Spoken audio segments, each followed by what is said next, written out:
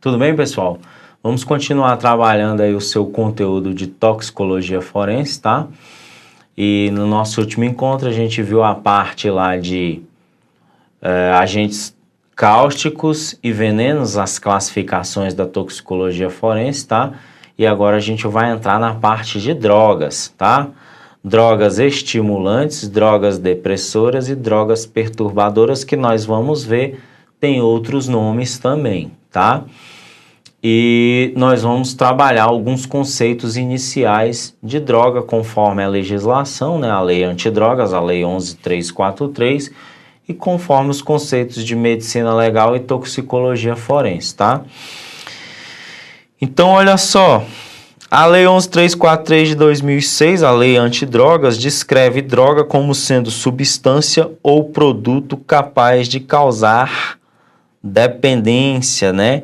Alguns autores dividem dependência como física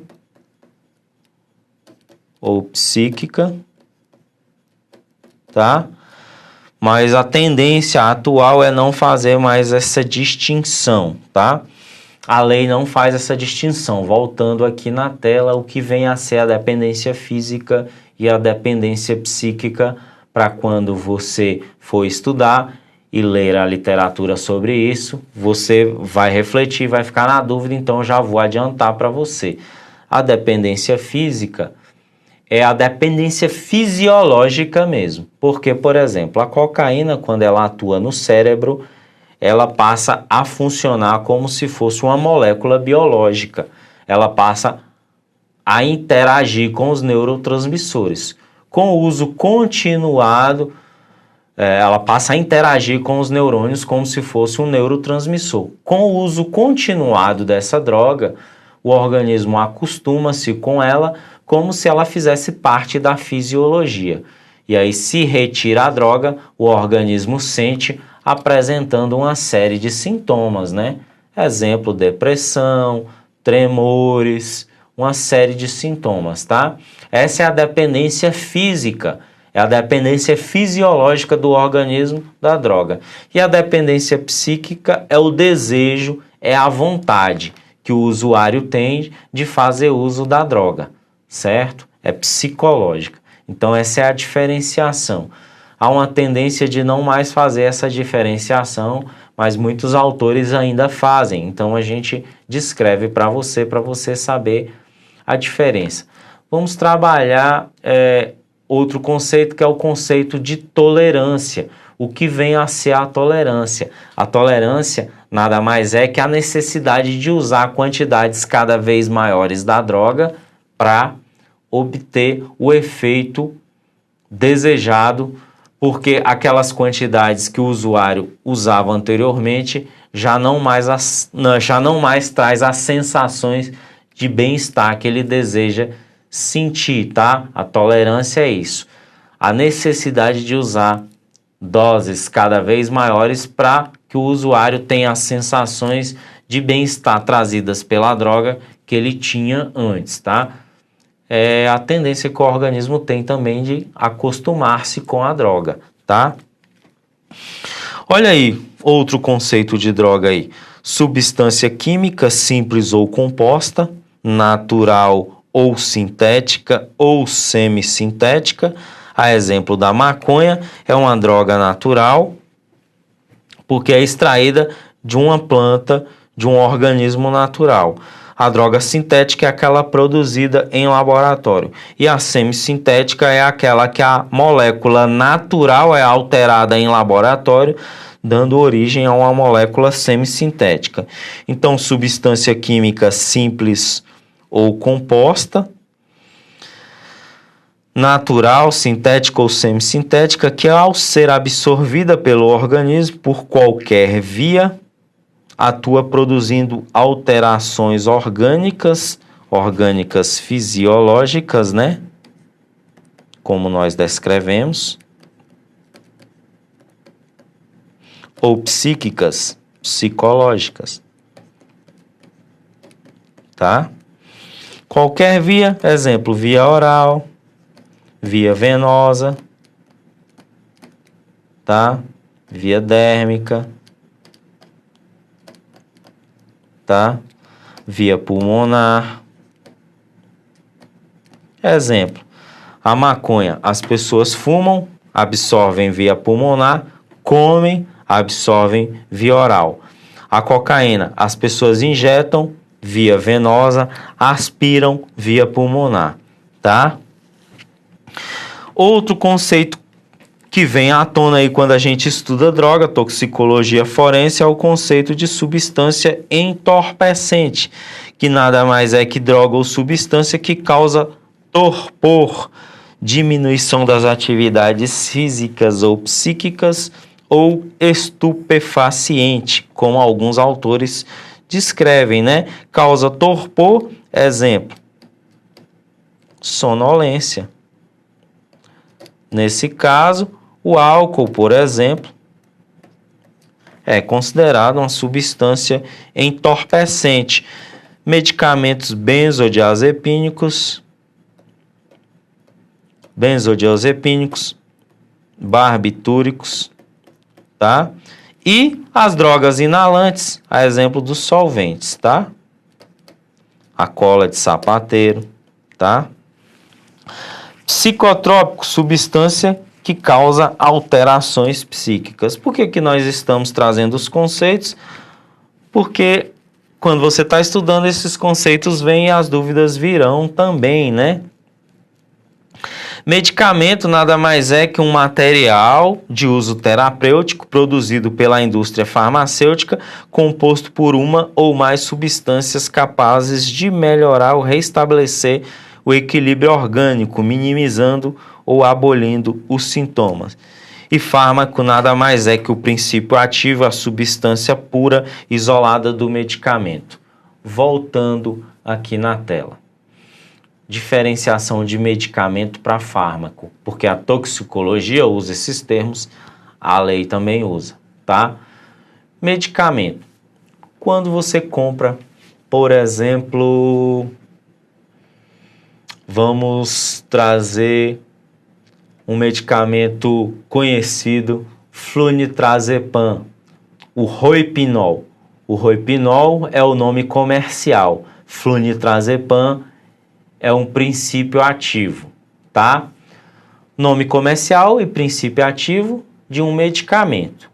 O medicamento é aquele comprimido de Rohypnol que ali dentro tem não apenas o princípio ativo flunitrazepam, mas tem outras substâncias como, por exemplo, excipiente, aglutinante, corante, para possibilitar a comercialização e a ingestão daquele princípio ativo. Medicamento é o produto na forma que se apresenta pela indústria como aquele comprimidinho embalado em um blister que vem numa caixinha. Aquilo é o medicamento. E o princípio ativo é a molécula que tem dentro daquele medicamento capaz de causar os efeitos terapêuticos desejados. O Rohypnol, de princípio ativo flunitrazepam, tem especial importância para a toxicologia forense.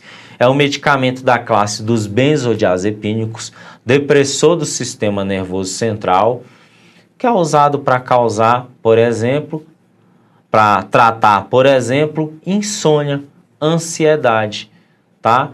Em pessoas que têm estresse, depressão, para tranquilizar aquela pessoa para que ela durma no período noturno. Pessoas que têm estresse, depressão, geralmente têm insônia, dificuldade para dormir, tá?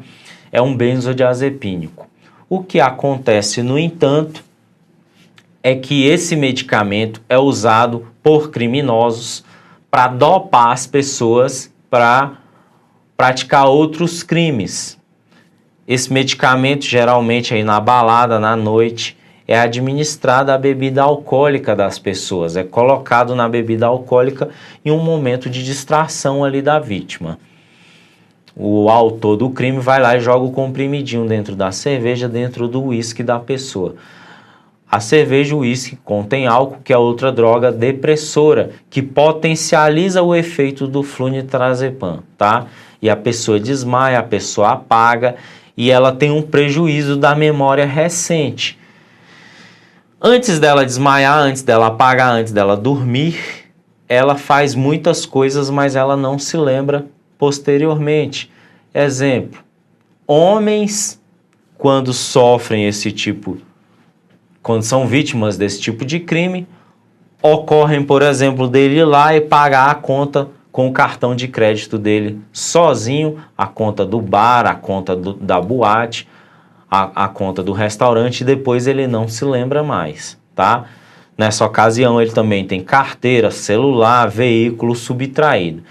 E a mulher, quando é vítima desse tipo de crime, além da questão patrimonial, da subtração dos bens, né, de valores, de quantias, muito frequentemente a mulher também é vítima de crimes sexuais, de abuso, de estupro, tá?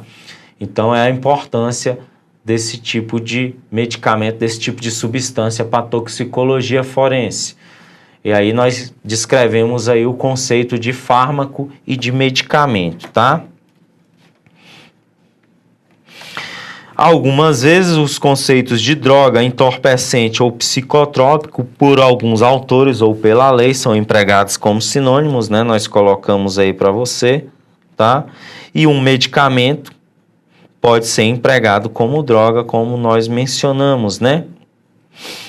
Olha aí as 3 principais classificações das drogas. As drogas como estimulantes ou psicoanalépticas, que é uma terminologia menos utilizada, tá? Um pouco mais, praticamente obsoleta, pouco utilizada, poucos autores usam. Aqueles autores mais antigos, aquelas bancas que adotam uma postura mais conservadora, às vezes usam, tá? Mas a terminologia mais moderna é essa, estimulante. Mas alguns autores usam psicoanalépticas, depressoras ou psicolépticas, perturbadoras ou psicodislépticas. Infelizmente tem que memorizar porque algumas bancas cobram, tá? E as perturbadoras, por alguns autores, ainda são chamadas de drogas modificadoras. Tá? Por que perturbadoras? Porque as drogas perturbadoras ora deprimem e ora estimulam. Por isso que são descritas como perturbadoras ou modificadoras. As drogas estimulantes, que é a primeira categoria que nós vamos estudar, isso daqui você vai ter que ver e rever, porque são muitos nomes, né? E aí você pode confundir. Para quem não é da área, é muito fácil confundir, né? As drogas estimulantes, as principais aí, né? Cocaína e derivados. Quais são os derivados? Crack, né? Que é a forma de apresentação da cocaína mais utilizada atualmente, crack ou oxy, que na prática são a mesma coisa, né? Os usuários e os traficantes querem dizer que são materiais diferentes, mas não são, na prática são a mesma coisa, crack ou oxy. A merla, que está em extinção, tá? E o pó, né? A cocaína na forma de pó. Tá? Êxtase ou MDMA, que também é estimulante, as anfetaminas, que geralmente são medicamentos, nós vamos ver, tá? E a cafeína e a nicotina, que são drogas permitidas e sociais. Apresentam uso mais frequente em grupo. Pessoas se reúnem para tomar café, certo? Pessoas se reúnem para fumar. Muitas pessoas não fumam, mas quando estão com os amigos aí na balada, fumam, né? Por isso que alguns autores descrevem como drogas sociais, tá? Tem pessoas que não fumam, mas têm o hábito de sair, por exemplo, para ir para esses bares tipo rocar, né? Fumar narguilé, que é uma droga social, né? Geralmente a pessoa fuma em grupo, na rodinha, né? Os sintomas, As sensações geralmente apresentadas pelas vítimas dessas drogas estimulantes aí: aumento do estado de alerta, né, ou de vigília, né? Diminuição do apetite ou anorexia. Redução da fadiga, né? Energia ou estimulação, né? As pessoas não tomam energético para isso. O que tem no energético? Principalmente cafeína, além de taurina e inositol, né? Insônia ou vigília, né? Estado de vigília, inquietação ou agitação, irritabilidade, desconfiança, paranoias, viagens ou alucinações.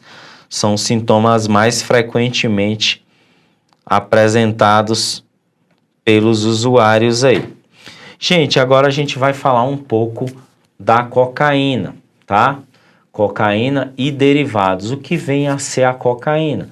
A cocaína nada mais é que o extrato da planta Erythroxylum coca.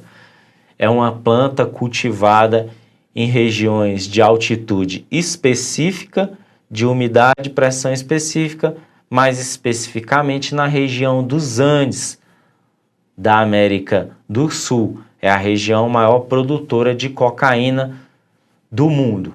Por quê? Porque a cocaína não é uma planta que se dá bem com qualquer tipo de clima e com qualquer tipo de altitude. Então a planta Erythroxylum coca pode ser extraído dela o extrato que dá origem à droga cocaína.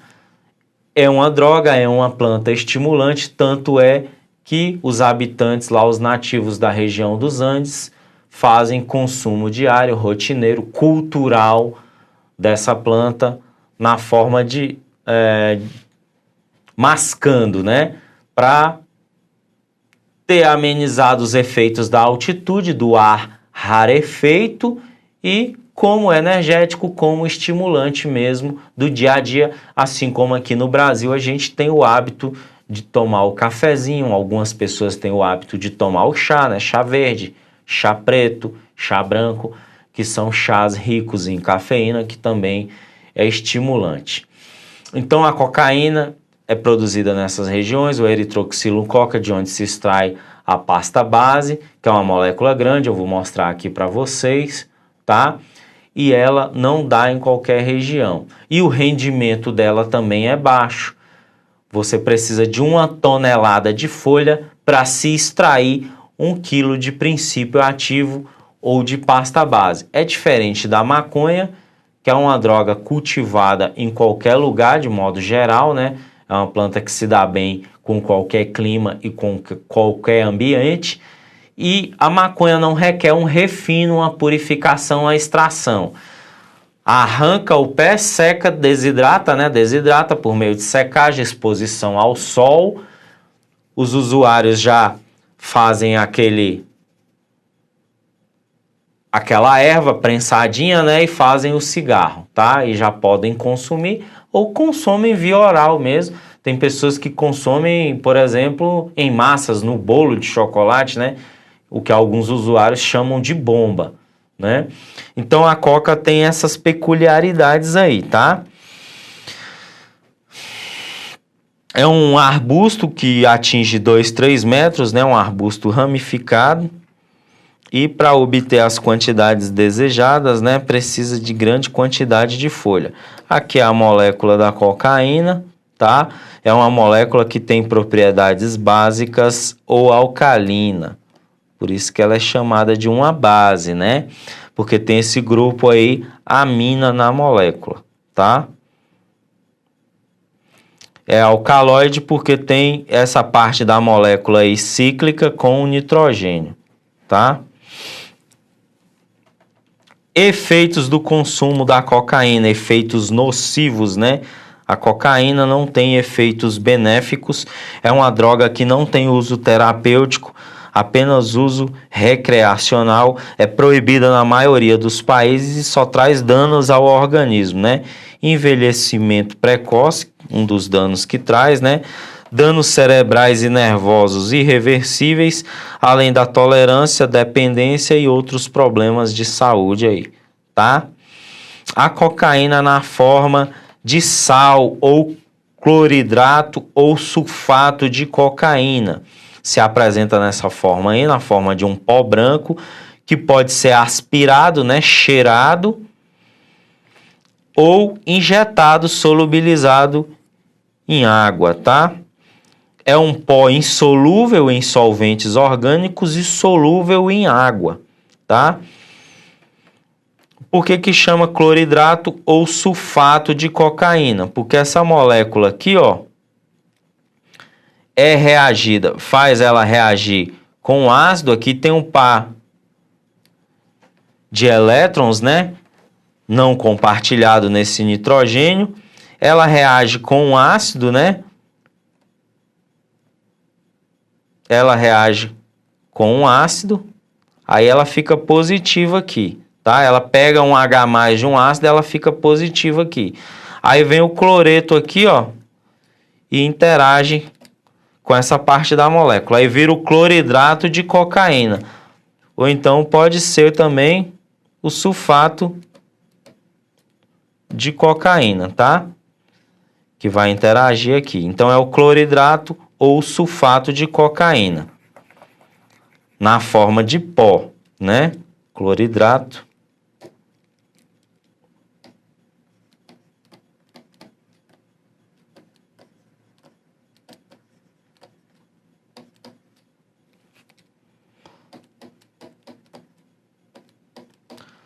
né? Se reagir com sulfato, né? Ou cloreto, né?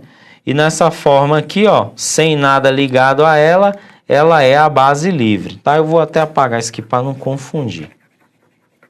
Vou colocar aqui, ó, cloridrato, cloreto, né? Ou sulfato, tá? Como é um sal, é solúvel em água. E a base livre, né? Que é a molécula sem nada ligado, se apresenta nessas formas aí, que pode ser fumada. Pode ser queimada e fumada, né? Na forma de pasta base, ou crack, ou oxi, ou merla, ou freebase. Qual a diferença? A pasta base, a coca base, é mais purificada. O crack, o oxi, a merla tem adulterantes nela, né? E nessa forma ela é insolúvel em água e solúvel em solventes orgânicos, tá? Então tá aí a droga, certo?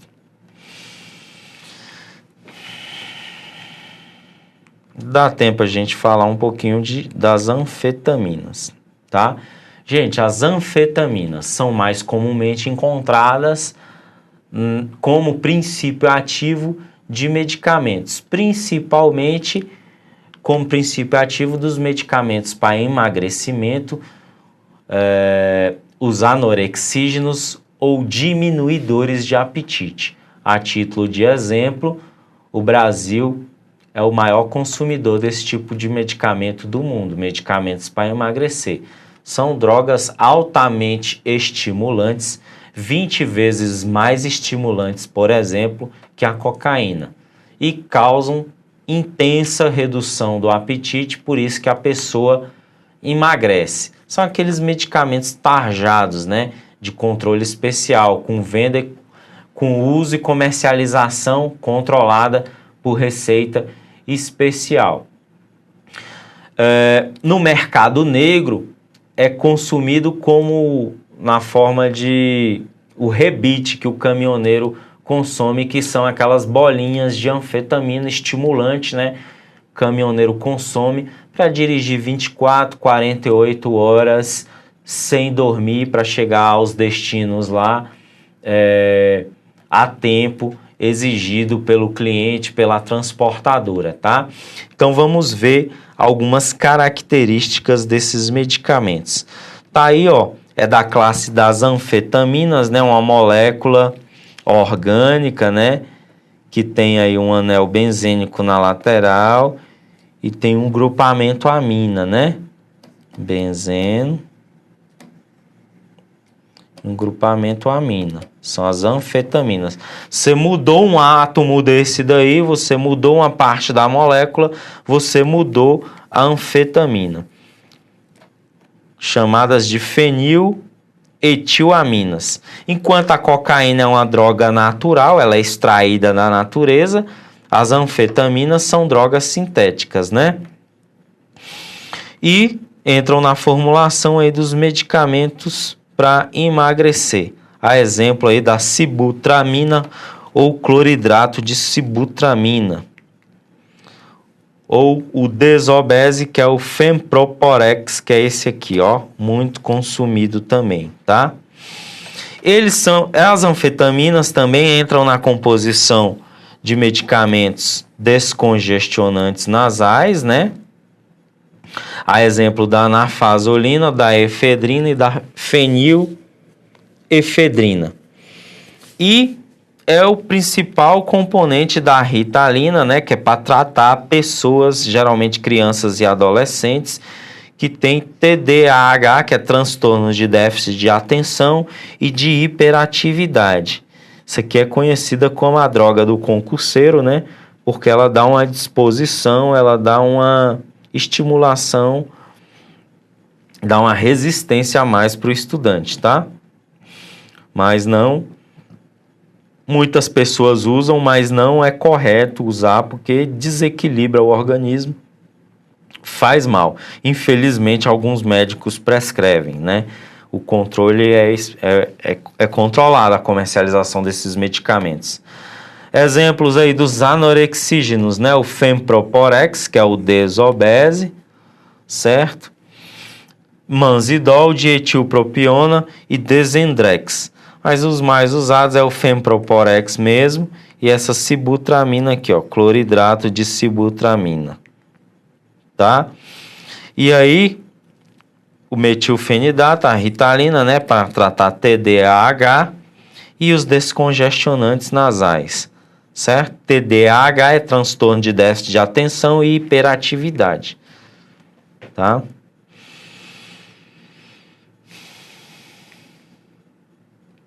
Uma anfetamina aí modificada clandestinamente é a metanfetamina ou MDMA, que é da sigla metilenodióxido de metanfetamina, conhecido como êxtase, tá? Não tem uso como medicamento, é modificada clandestinamente em laboratórios e comercializado como anfetamina potente, tá? Aí no mercado negro, olha, a molécula dela é essa daqui, ó, tá? Olha a diferença.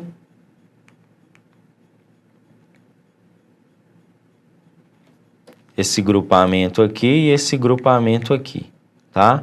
Grupamento químico, é a diferença. O jeitão geral da molécula é o mesmo, tá?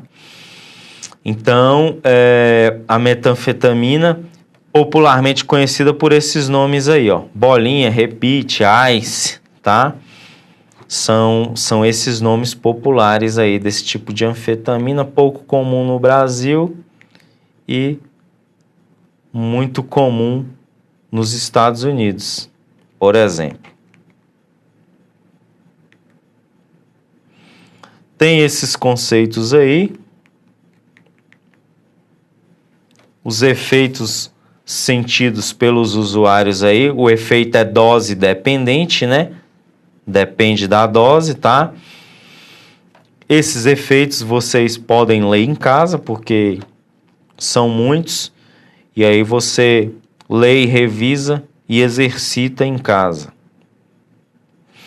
E aí no nosso próximo encontro, a gente continua aqui a partir do êxtase.